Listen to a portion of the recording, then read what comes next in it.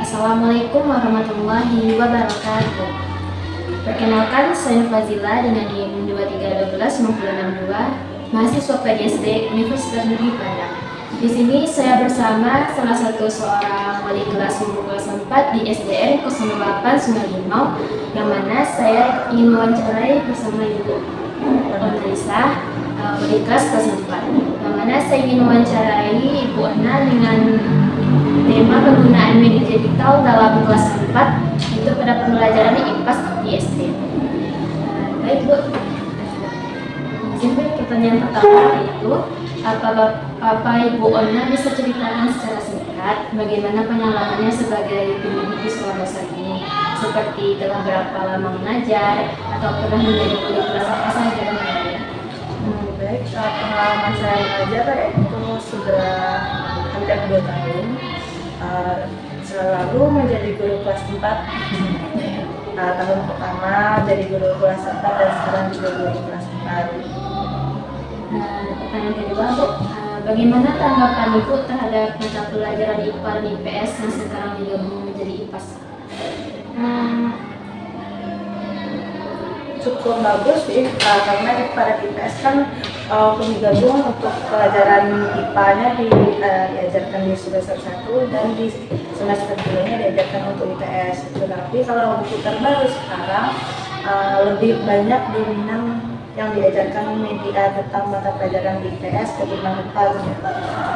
Tetapi kalau buku sebelumnya, misalnya kan dalam 1 tahun ada 8 bab, 4 semester, 4 bab untuk 1 semester, 4 bab lagi untuk 1 semester. 4 bab yang pertama itu untuk IPA, yang kedua untuk IPS di semester 2. Tetapi kalau yang di sekarang untuk IPA lebih banyak untuk IPS-nya ketimbang IPA.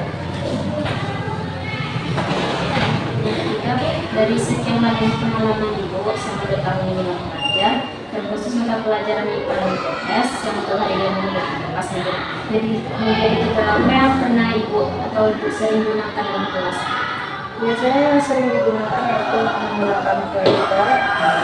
Biasanya memakai misalnya untuk PPT atau seperti aplikasi quiz atau aplikasi lainnya gitu. Selanjutnya, Bu, bagaimana respon peserta didik di kelas 4 tersebut terhadap pembelajaran IPAS menggunakan media digital itu? Apakah siswa Ibu itu masih senang atau lebih aktif gitu?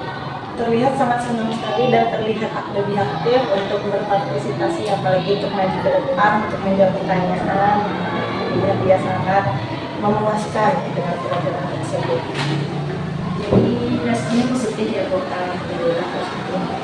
Dari respon positif itu Bu, kan tapi dalam pembuatannya itu memerlukan waktu. Jadi bagaimana Ibu membagi waktu untuk tersebut? Biasanya kan saya membuat media itu tuh di rumah, atau misalnya hari Senin, kan di Pariaman sekarang 5 hari kerja sampai hari Jumat, bisa dikerja lagi dari Sabtu, hari libur, atau hari Minggu, atau di saat malam hari. Kan dia belajar peserta itu kan ada audio visual, estetik, sama audio tadi. Jadi menurut Ibu bagaimana strategi dalam dikalakan digunakan? Media digital yang lebih digunakan, kalau yang penting waktu fokus, jelas, yang disampaikan tidak bertele-tele, yang penting tidak bolak-balik materinya gitu. Dan harus seperti yang sekarang ini kan harus di-planning, harus sesuai, harus misalnya tentang timbangan itu pelajaran IPA ya. Kalau seandainya di timbangan perbandingan 2 buah dengan 1 buah, bagaimana bentuknya, lebih jelas, lebih Menurut Ibu, apakah penggunaan media digital ini kemudian bisa sekolah? Karena sama sekarang itu dimakan sama sebagai teknologi. ya, perlu sangat perlu, apalagi memperlihatkan misalnya dari segi mata pelajaran IPS, misalnya segi tentang permukaan 12 atau laut atau contoh bagaimana bentuk peta untuk kalau untuk pelajaran IPS kan tentang komponen peta ada seperti ada geografi, ada ekonomi dan sebagainya. Jadi menurut saya itu tidak cukup hanya dengan tradisional saja. Jadi perlu diterapkan seperti yang digunakan menjadi agar anak lebih paham. Jadi tidak hanya sekedar mendengar seperti itu. Pertanyaan terakhir, Bu. Jadi lalu bagaimana kalau sekolah di daerah tidak itu sudah itu terdepan terkenal? Apakah kita akan memasukkan teknologi dalam pembelajarannya, Bu, atau ada solusi lain? Mungkin bisa juga tergantung sekolahnya lagi. Kalau seandainya bisa sekolah tersebut untuk memberikan fasilitas misalnya 1-2 ekor masih bisa, cuman tergantung sekolahnya apakah mampu atau tidak. Tetapi kalau seandainya tidak bisa digunakan media lainnya. Misalnya kita print sendiri, kita tempelkan pada papan, itu yang kita ajarkan ke Terima kasih kepada Ibu Ombudsman atas waktunya atau partisipasinya dalam wawancara ini pada hari ini. Sekian video dari saya juga terima kasih. Wabillahi taufiq wal hidayah. Wassalamualaikum warahmatullahi wabarakatuh.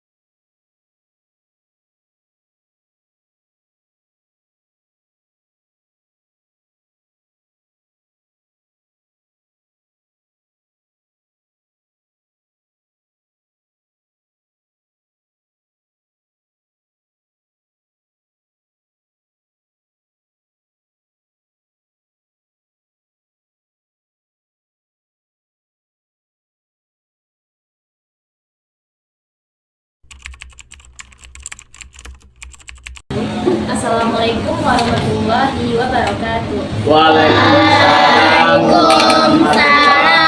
warahmatullahi wabarakatuh. Halo semuanya, perkenalkan saya Nur Fadila dengan NIM 2312962 dari jurusan PGSD Pendidikan Guru Sekolah Dasar mahasiswa Universitas Negeri Padang atau UIN. Di sini saya sedang bersama salah seorang guru SDN 06 Padang Biri-Biri, yaitu sekolah dasar yang berada di salah satu kota Pariaman, Sumatera Barat. Saya ingin mewawancarai beliau mengenai inovasi media digital yang telah Bapak gunakan dalam pembelajaran, terkhususnya pada mata pelajaran IPA di sekolah dasar. Sebelumnya Pak, sebelum masuk pertanyaannya, apakah Bapak bisa menceritakan singkat-singkat pengalaman Bapak tentang pembelajaran Pak? Sebelum saya menceritakan, baik, terima kasih ya atas kesempatan yang diberikan kepada saya. Sebelum saya menjawab dari pertanyaan Anda, terlebih dahulu saya akan perkenalkan diri dulu ya. Perkenalkan diri saya yaitu Rahmat Effendi, mengajar di salah satu SDN di Kota Pariaman, yaitu SDN 06 Padang Biri-Biri. Kebetulan saya mengajar di sini lebih kurang 5 tahun sebelum dimutasi ya. Sekarang ini adalah tempat mutasi saya ya. tidak, silakan. Kalau seandainya ada yang ditanyakan, silakan ditanya. Baik, terima kasih Kak. Lalu bagaimana tanggapan Bapak atau pendapat dari Bapak terhadap gabungnya mata pelajaran IPS sebelum bisa menjadi IPAS? Sebelum saya menjawab ya mengenai pembelajaran, sekarang kan kita sudah memasuki kurikulum merdeka. Sebelum kurikulum merdeka, antara IPAS dan IPS itu dipisah. Tetapi sekarang sudah digabung menjadi IPAS, yaitu ilmu pengetahuan alam dan sosial. Nah, menurut saya boleh-boleh saja yaitu antara pembelajaran IPS dan IPAS digabung. Gunanya yaitu untuk mempersingkat atau menggabungkan antara kehidupan sehari-hari dengan sejarah-sejarah yang sudah berlalu. Selain itu, materi ini yang diajarkan kepada siswa menjadi lebih sedikit, dikarenakan kalau dipisah seperti dulu, maka ada 2 buku yang akan kita ajarkan kepada anak, sehingga anak nanti merasa bahwa pembelajaran itu sulit untuk dimengertinya, sehingga pembelajaran itu digabungkan menjadi IPAS. Terima kasih. Pertanyaan selanjutnya, lalu media digital apa yang pernah Bapak gunakan dalam pembelajaran, khususnya pada mata pelajaran IPAS? Di sekolah kami ini, kalau untuk mengenai sarana prasarana mengenai audiovisual atau pembelajaran yang kita gunakan khususnya media ya, yang pertama yaitu ada fokus, kemudian ada media pembelajaran yang lain. Sekarang juga sudah ada dapat bantuan yaitu TV, ya smart TV ya, itu sudah digunakan juga di sebagian kelas, apalagi di kelas tinggi ya, itu sangat menarik bagi anak.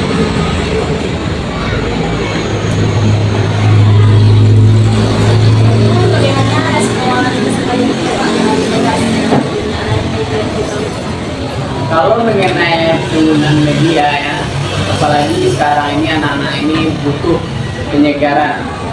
Yang pertama mungkin kalau mengenai fokus, apalagi gambar-gambar yang bergerak ya, itu sangat tertarik bagi anak. Kemudian rasa ingin tahunya itu bisa lebih maksimal ya dibandingkan kalau seandainya kita menggunakan metode ceramah seperti biasanya. Lalu bagaimana cara Bapak membagi waktu dalam pembuatan video digital tersebut? Kalau mengenai pembuatan digital ya, mungkin sebelum materi kita ajarkan, mungkin jauh hari sudah kita persiapkan ya. Apabila medianya kita persiapkan pas di hari pembelajaran, itu akan memakan waktu ya, sehingga anak-anak tidak bisa maksimal untuk memahaminya. Yang belajar listening ini kan tidak ada audio visual dan estetik. Lalu bagaimana strategi Bapak dalam menjadi Kalau mengenai anak-anak ya, apalagi untuk anak SD, kita karena itu berbagai macam bisa kita tampilkan itu bisa menarik anak-anak untuk belajar gitu.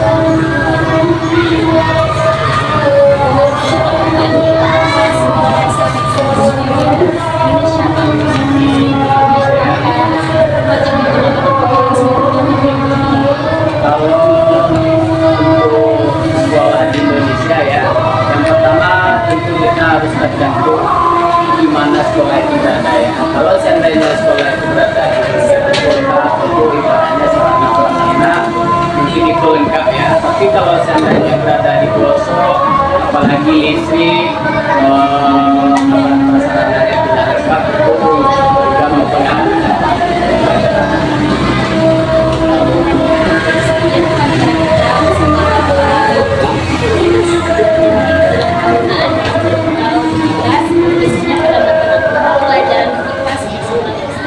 Saya ucapkan terima kasih kepada Bapak telah meluangkan sedikit waktunya. Kami mohon maaf apabila terdapat kesalahan dalam penyampaian kami. Sekian, saya akhiri dengan wabillahi ya. Assalamualaikum warahmatullahi wabarakatuh.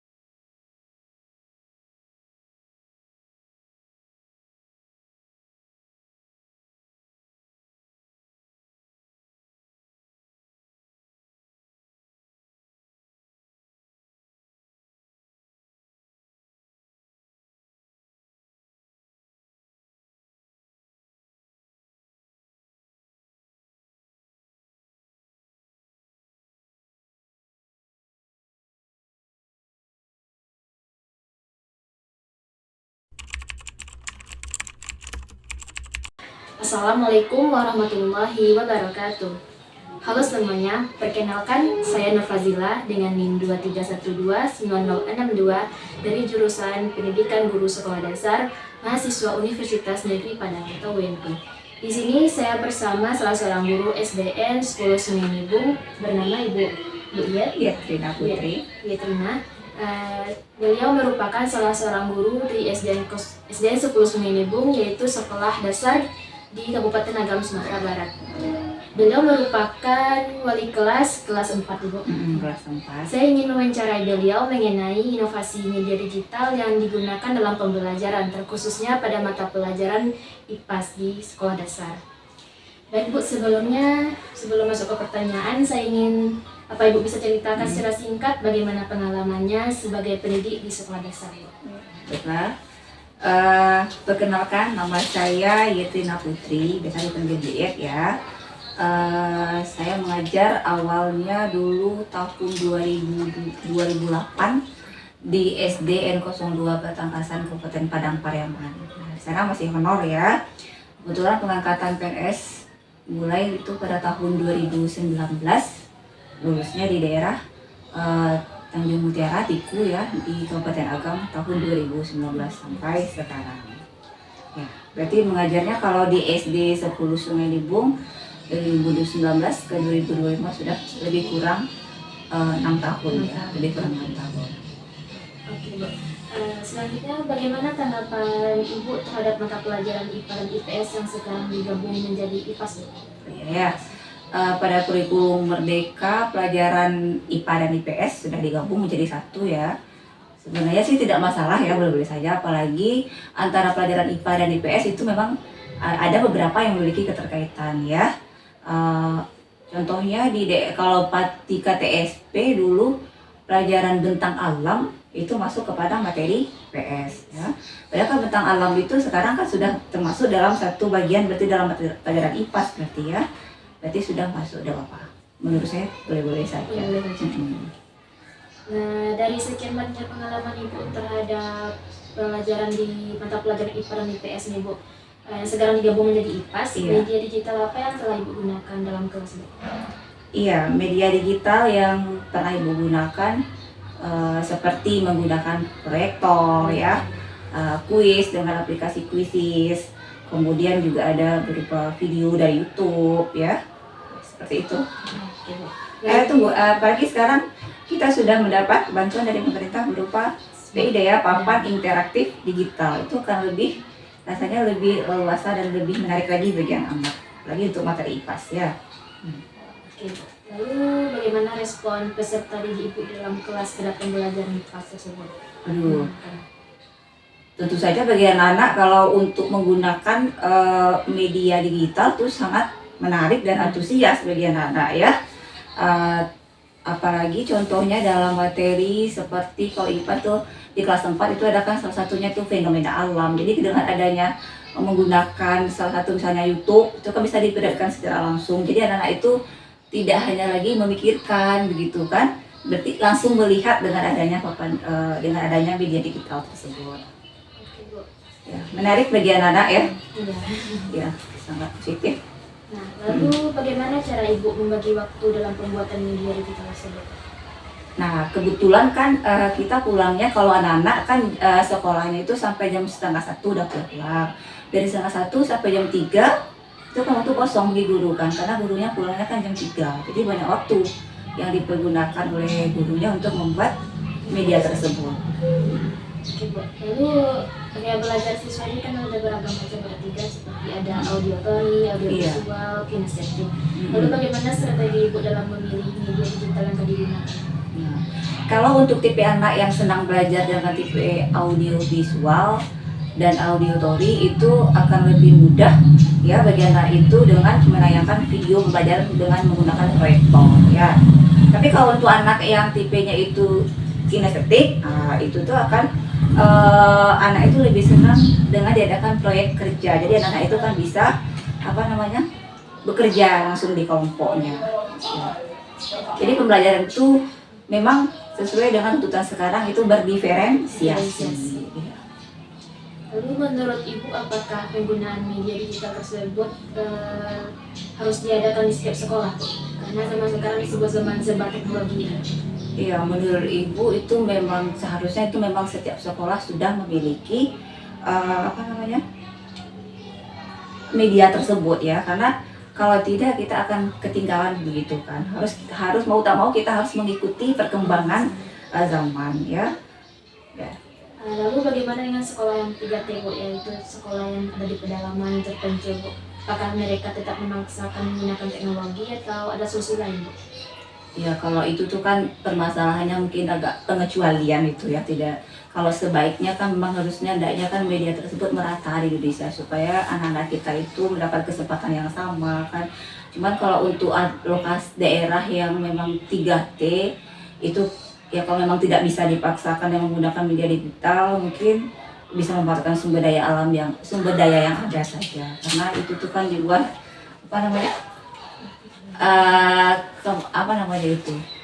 kemampuan sekolah itu. Baik, Bu. Sekian wawancara kita bersama Ibu Yat mengenai penggunaan media digital dalam pembelajaran IPAS di sekolah dasar. Saya ucapkan terima kasih kepada Ibu yang telah meluangkan waktunya dan mohon maaf apabila terdapat beberapa kesalahan kata dalam penyampaiannya. Saya akhiri dengan wabillahi taufiq wal hidayah. Wassalamualaikum warahmatullahi wabarakatuh. Waalaikumsalam warahmatullahi wabarakatuh.